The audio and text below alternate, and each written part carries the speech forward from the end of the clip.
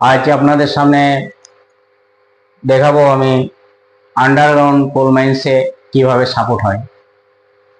Underground কোল support, আন্ডারগ্রাউন্ডে কিভাবে কয়লার মধ্যে সাপোর্ট করা হয়। কারণ সাপোর্ট প্রথমত জানতে হবে যে সাপোর্ট কি।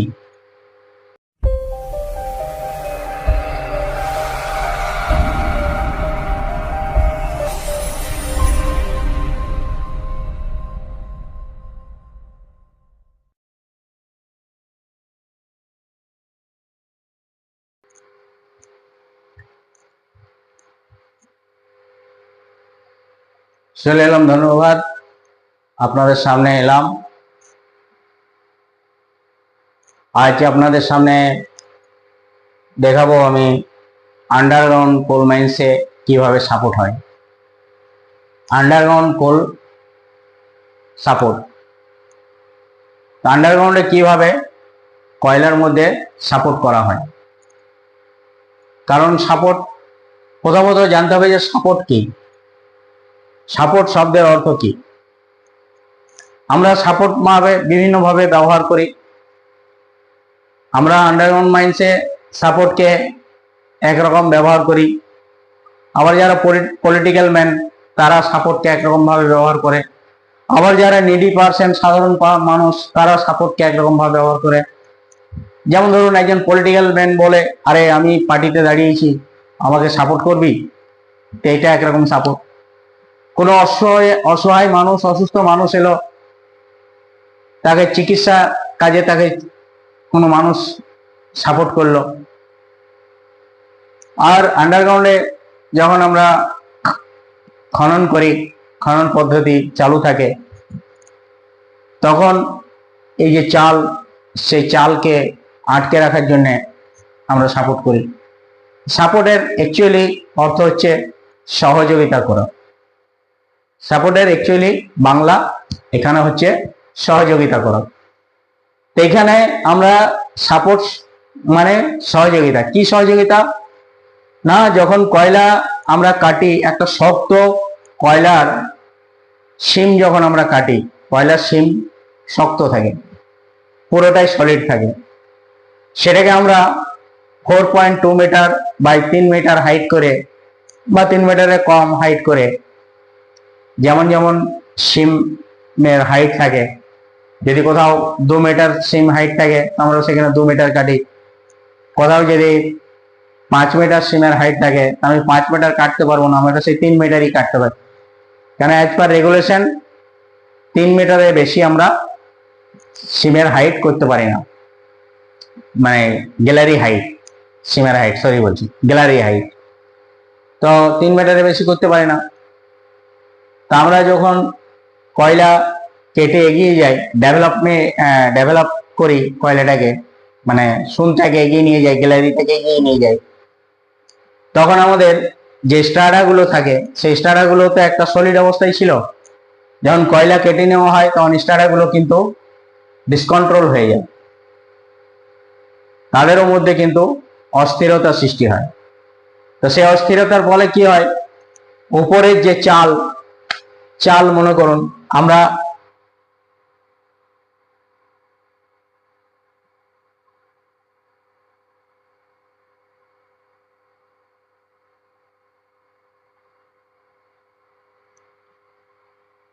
এই যে ধরুন, এই জায়গাটা ধরুন ফেস, এই জায়গাটা ফেস, এই জায়গাটা ফেস, এটাও ফেস। এইগুলোতে আমরা কি ডেভেলপমেন্ট করে এইদিকে এগিয়ে যাই, এটাকে আমরা এইদিকে এগিয়ে নিয়ে যাই, এইটাকে আমরা এইদিকে এগিয়ে নিয়ে যাই, মানে আমরা গ্যালারিগুলোকে বাড়িয়ে বাড়িয়ে চলে যাই। এইভাবে আমরা এগিয়ে এগিয়ে চলে যাই, এটাকে আমরা এইভাবে এগিয়ে নিয়ে যাই, এইভাবে এগিয়ে নিয়ে যাই, চারিদিকে যাই। তাহলে যখন আমরা এই এগিয়ে যাই, এই জায়গাটা পুরোটাই খোলা হয়ে গেল, ফাঁকা। তা ফাঁকা জায়গা হলে কি হবে, এর উপরের অংশটা সবসময় নিচের দিকে পড়ার টেন্ডেন্সি থাকে। এটা মোটামুটি 0.6 মিটার থেকে শুরু করে 1.5 মিটার পর্যন্ত, 2 মিটার পর্যন্ত একটা লোকাল ফল হয়ে যায়। তাই আমাদের কি করতে হয়, এই যে ফলটা হয় সেই ফলটাকে ইমিডিয়েট আটকানোর জন্য আমাদেরকে সাপোর্ট করতে হয়। আর পুরো স্টার্টারটার একটা প্রেসার থাকে, সেই প্রেসারটাকেও একটা মেজারমেন্ট করা হয় যে এখানে টোটাল প্রেসার কত আছে। মনে করুন যদি আমার 100 টন প্রেসার রইল, সাপোজ 100 টন প্রেসার আছে, তাহলে 100 টন প্রেসারের লোড নেওয়ার ক্ষমতা, মনে করুন আমি খুঁটো লাগাচ্ছি, কাঠের খুঁটো, তো কাঠের খুঁটোগুলো ধরুন 8 টন লোড দিতে পারে, একটা 8 টন লোড নিতে পারে। তাহলে একটা 100 টন এরিয়ার মধ্যে আমাকে তাহলে কতগুলো খুঁটো লাগাতে হবে। তাহলে আমি যদি 8 টন লোডের খুঁটো লাগাই আর 100 টন ওজন থাকে, এই লোডটা যদি 100 টন থাকে আর খুঁটো যদি আমার থাকে 8 টন লোড নেবার ক্ষমতা থাকে খুঁটোর, তাহলে আমি 8 12 96, তাহলে দেখুন আমার 12টা খুঁটো লাগছে। তাহলে ওই এরিয়াটাতে 13টা খুঁটো লাগছে, কিন্তু আমাদেরকে আরো এক্সট্রা 2টো খুঁটো দিতে হবে। কারণ কেন দিতে হবে, 13টার জায়গায় 15টা খুঁটো দিতে হবে। তার কারণ হচ্ছে যে 8 টন সব খুঁটোগুলো লোড নেবার ক্ষমতা নাও থাকতে পারে, কোনোটা 7 টন নিতে পারে, কোনোটা আবার 6 টন নিতে পারে, কোনোটা 8 টন নিতে পারে, সব ভেরি করে, খুঁটোর ডায়ামিটারের উপরে ভেরি করে। আমরা তো সব এক সাইজের মেপে দিই না, তাই আমাকে ওখানে 15টি খুঁটো লাগাতে হবে। তাহলে বোঝা গেল এই যে স্টার্টারগুলো কি হয়, ডিসব্যালেন্স হয়ে যায়। তাহলে আমি যদি 15টা খুঁটো লাগিয়ে দিই, তাহলে আমার চালটা, আমি যে খনন প্রক্রিয়াটা চালিয়ে যাচ্ছি, রিস্কটা আমার অনেকটা কমে যাবে। একদম সম্পূর্ণ কমে যাবে এটা আমি বলবো না, কারণ আন্ডারগ্রাউন্ড মাইন্সে প্রেসার থাকে, নানা রকম সিচুয়েশন থাকে, তার উপরে চাল পড়া নির্ভর করে, চাল পড়বে কি পড়বে না। কিন্তু আমরা যেটা স্বাভাবিক নর্মাল পদ্ধতিতে আমরা খুঁটো লাগাই ডেভেলপমেন্ট করার সময়, এই ডেভেলপমেন্ট মানে আমরা এগিয়ে যাই, কয়লা কেটে কেটে কেটে কেটে আমরা এগিয়ে যাই। তো সেই এগিয়ে যাওয়ার প্রসেসটা যখন আমরা চালু রাখি, তখন আমরা একরকম সাপোর্ট করি। তাহলে এটা সাপোর্ট করি আমরা স্টার্টারটাকে কন্ট্রোল করার জন্য। আবার যখন কয়লা কাটতে কাটতে মনে করুন আমরা একটা এন্ড পয়েন্টে চলে এলাম, আমার খাদানটা ধরুন এখানে এন্ড পয়েন্ট ব্যারিয়ার হয়ে গেছে, আর আমি এদিকে যেতে পারবো না, অন্য কোনো কোলিয়ারি আছে এদিকে, তাহলে আমাকে এখান থেকে ফিরে আসতে হবে। তো যখন আমরা এখান থেকে এই দিক থেকে যখন এগিয়ে আমরা এই পয়েন্ট পর্যন্ত যাই, মানে আমাদের যতটা যাওয়ার সীমানা, সেটাকে আমরা বলি ডেভেলপমেন্ট। আর যখন আমরা এই আর যাওয়ার রাস্তাটা পাই না, তখন আমরা কি করি, এই পিলারগুলোকে কেটে আবার ফিরে আসি, সেটাকে বলি ডিপিলারিং। তো সাপোর্ট আমরা করি একটা ডেভেলপমেন্টের জন্য আর একটা ডিপিলারিং এর জন্য। তো সাপোর্ট এখন বোঝা গেল যে সাপোর্টটা কি আর সাপোর্টটা কেনই করা হয়, সাপোর্ট করার অর্থটাই বা কি, আপনাদেরকে বোঝাতে পারলাম। এবারে আমরা সাপোর্ট সাধারণত আন্ডারগ্রাউন্ড কোল মাইন্সে সাধারণত সাপোর্ট আমাদের আগে টিম্বার দ্বারা হতো, টিম্বার মানে খুঁটো, কাঠখুঁটো দিয়ে বেশিরভাগ সাপোর্ট হতো। আর এখন বর্তমানে রুফ বোল্ট চলে এসছে, কাঠখুঁটো থাকে একটা কনভেনশনাল সাপোর্ট হিসাবে, এখনো কাঠখুঁটো আছে, কিন্তু মেজর সাপোর্টটা এখন রুফ বোল্টিং হচ্ছে। তাই সাপোর্টকে আমরা এখন কোল মাইন্সে দুটি খুব গুরুত্বপূর্ণ হিসাবে দেখি। সাপোর্ট দু প্রকারের হয়, এক টিম্বারিং সাপোর্ট আর এক রুফ বোল্টিং। আর অন্যান্য সাপোর্ট আছে, কিন্তু মেজর সাপোর্ট বা গুরুত্বপূর্ণ সাপোর্ট হিসাবে আমরা এই দুটিকেই সামনে রাখি, একটা টিম্বারিং সাপোর্ট আর একটি হচ্ছে রুফ বোল্টিং। তো টিম্বারিং সাপোর্ট করতে গেলে আমাদের কিছু সাপোর্ট করতে গেলে আমাদের কিছু সাপোর্ট ম্যাটেরিয়ালস লাগে। যে কোনো জিনিসেরই দেখবেন বাড়ি বানাতে গেলে বাড়ির ম্যাটেরিয়ালস লাগে, অন্যান্য কোনো কাজ করতে গেলে তার ম্যাটেরিয়ালস লাগে, তো আমাদের এখানে দেখতে হবে যে সাপোর্ট যে আমরা করব, তো সাপোর্টের ম্যাটেরিয়ালস গুলো কি। আমি আপনাদেরকে সাপোর্ট ম্যাটেরিয়ালস গুলো সম্পর্কে জানাচ্ছি। তাহলে বন্ধুরা আমরা ম্যাটেরিয়ালস গুলো কি, এই ম্যাটেরিয়ালস গুলো সম্পর্কে জানিয়ে দিচ্ছি যে সাপোর্ট ম্যাটেরিয়ালস গুলো কি। সাপোর্ট ম্যাটেরিয়ালস গুলো হচ্ছে সাপোর্ট ম্যাটেরিয়ালস,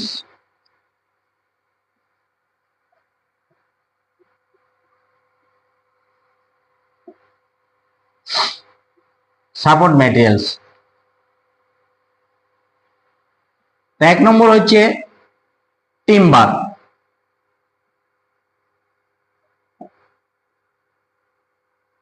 দু নম্বর হচ্ছে আয়রন অ্যান্ড স্টিল, তিন নম্বর হচ্ছে অ্যাশ অ্যান্ড স্যান্ড, চার নম্বর হচ্ছে ব্রিক্স অ্যান্ড স্টোন। এগুলো হচ্ছে সব সাপোর্ট ম্যাটেরিয়ালস। টিম্বার থেকে কি তৈরি হয়? টিম্বার মানে কাঠ, কাঠ থেকে আমরা প্রপ সেট করি, কক লাগাই, বার, বার মানে এটাকে যাত্রী বলে। পরে আমি যাত্রী কি কেমন হয় সেটা ছবি এঁকে দেখাবো আপনাদেরকে। আয়রন স্টিল থেকে কি হয়? আয়রন স্টিলেরও প্রপ হয়, স্টিল প্রপ। এর কগের পরিবর্তে আমরা চক বলি, এরও বার হয়। এর মধ্যে রুপ বোল্টিং হয়, রুপ বোল্টিং, রুপ ডাউলিং হয়, রুপ স্টিচিং হয়।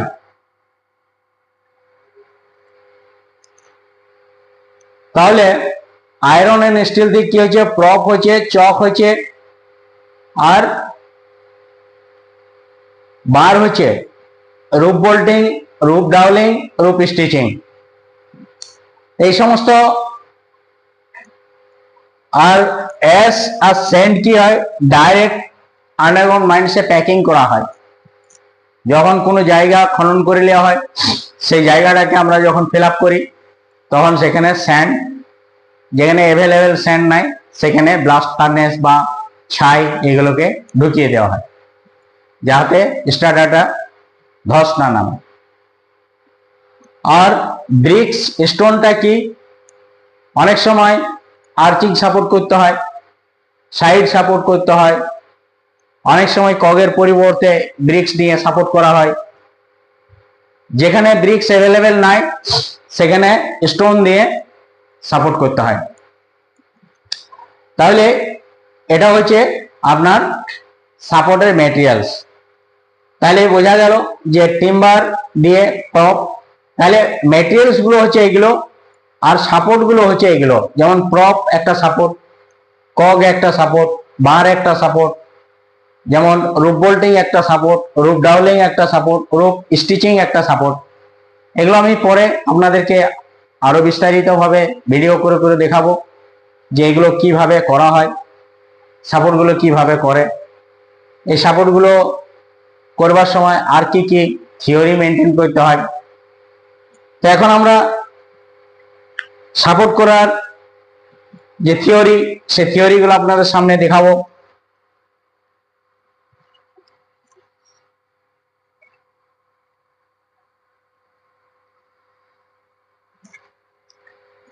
সাপোর্টের তিনটে থিওরি আছে।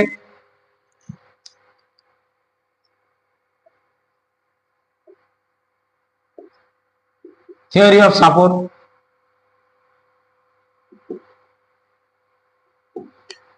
এক নম্বর হচ্ছে বিম থিওরি,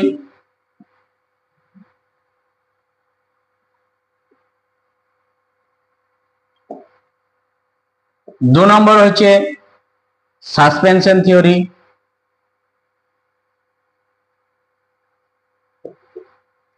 তিন নম্বর হচ্ছে কি স্টোন থিওরি।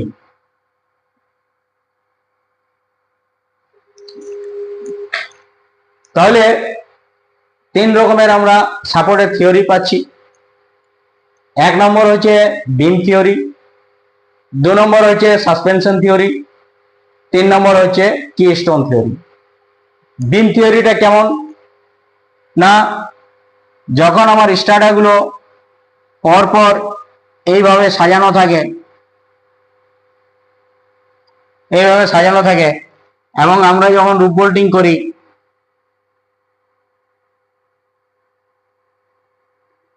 এইভাবে কি করি, স্টার্টারগুলোকে একটার সাথে একটা বোল্ট দিয়ে জুড়ে দিই, এটাকে বলা হচ্ছে বিম থিওরি। এটা এক নম্বর। সাসপেনশন থিওরিটা কেমন না, স্টার্টারগুলো দেখা যায় যে একটার পর একটা থাকতে থাকতে হঠাৎ ভেঙে গেছে, এরকম ধরনের টুকরো টুকরো হয়ে গেছে। তো এই টুকরাগুলোকে কি হয়, আমরা বোল্টিং করে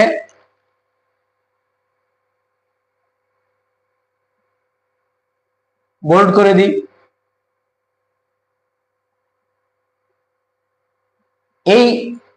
এটাকে ঝুলিয়ে রাখা হয়। এই যে উপরের স্টার্টারগুলো আছে এরা কি করে, এই বোল্টটাকে ধরে রাখে আর এইটাকে ঝুলিয়ে রাখে, উপরের দিকে টেনে রাখে।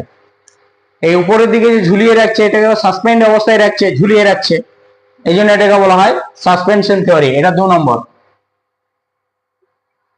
আর তিন নম্বরটা কি না, এইভাবে ক্র্যাক হয়ে যায়, স্টার্টারগুলো ভেঙে যায়, আড়াআড়ি ভেঙে যায় বা সোজাসুজি ভেঙে যায়। তো এই যে ভেঙে যায়, এই ভাঙা এগুলোকে আমরা কি করি, রুপ বোল্টিং করে দিই, বোল্টিং করে দিই। তাহলে বোল্টিং করে দিলে কি হয়, এই ভাঙাগুলো একদিক থেকে আরেক দিকে সরে নড়ে চলে যেতে পারে না বোল্ট থাকার ফলে। তাই এটাকে বলা হচ্ছে কিস্টোন থিওরি। তাহলে আমরা তিন রকমের থিওরি পেলাম এখানে, একটা বিম থিওরি, একটা সাসপেনশন থিওরি, আর একটা কিস্টোন থিওরি। বিম থিওরি কি হচ্ছে, সমস্ত স্টার্টারগুলো একসাথে জুড়ে দেওয়া হচ্ছে, একটা বিম করে দেওয়া হচ্ছে। চারটে পাঁচটা স্টার্টার নিয়ে যদি একটা বিম করে দেওয়া হয়, কারণ এই বোল্টগুলো 1.5 মিটারের থাকে, এই বোল্টগুলো 1.5 মিটারের থাকে, 1.5 মিটারের বোল্ট। এগুলোকে আমি পরে রুপ বোল্টিং যখন করবো তখন দেখাবো যে এগুলো সাইজ বা বিভিন্ন রকম এগুলো সব। তাহলে আমরা এই রুপ বোল্টিং এর যে ফাংশনটা দেখছি সাপোর্টের, তাহলে এই ফাংশনটাতে বিম থিওরিটা সরাসরি স্টার্টারগুলোকে সব আমরা একসাথে জুড়ে দিচ্ছি, পরপর স্টার্টারগুলোকে জুড়ে আমরা একটা শক্ত বিম তৈরি করছি। পাতলা পাতলা স্তরগুলোকে জুড়ে জুড়ে জুড়ে জুড়ে আমরা 1.5 মিটার পর্যন্ত একটা স্তর তৈরি করছি। তাহলে কি হয়, 1.5 মিটার পর্যন্ত যদি আমরা সাপোর্ট করে দিই, তাহলে প্রেসার আর থিওরি অনুযায়ী 1.5 মিটারের পরে যে উপরের প্রেসারটা আসবে সেগুলো কি হয়, পিলারের উপরে ভরটা চলে যায়, পিলারের উপরে ভরটা চলে যায়। এই যে এই দুটো পিলার ধরুন, এই যে এইটা যত উপরে যাবে তত কি হবে, এই প্রেসারটা এইখানে এসে পড়বে, এই প্রেসারটা এইখানে এসে পড়বে। তাহলে এইভাবে আস্তে আস্তে আস্তে আস্তে একটা সময় দেখা যায় এই পিলারের সময়, তাহলে আমরা এই সাপোর্টটাকে এই পর্যন্ত যদি করে দিই তাহলে আর পড়বে না। তাই আমরা এগুলোকে এইভাবেই 1.5 মিটার 1 মিটার এইভাবে সাপোর্ট করে দিই। তাহলে সাপোর্ট করে দিলে কি হয়, আর কিন্তু এটা এই যে লোকাল ফল যেটা হচ্ছিল, যেটা আমি বলেছিলাম আগে, সেটা কিন্তু আর থাকছে না, সেই চান্সটা থাকছে না। তাই এইভাবে সাপোর্ট সিস্টেমগুলোকে করা হয়।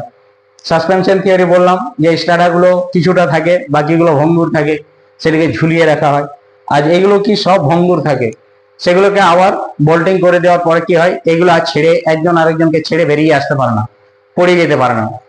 হ্যাঁ, এইভাবে আমরা তিন প্রকারের সাপোর্টের যে থিওরি আছে রুপ বোল্টিং করার, সেই থিওরিটাকে আমরা এখানে ব্যবহার করি।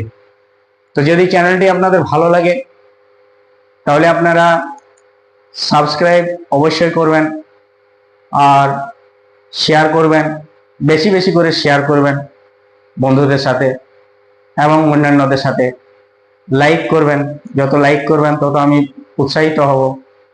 তাহলে আপনারা যদি আমার চ্যানেলটিকে আপনারাই চাইলে উৎসাহিত করে আগে বাড়িয়ে নিয়ে যেতে পারেন।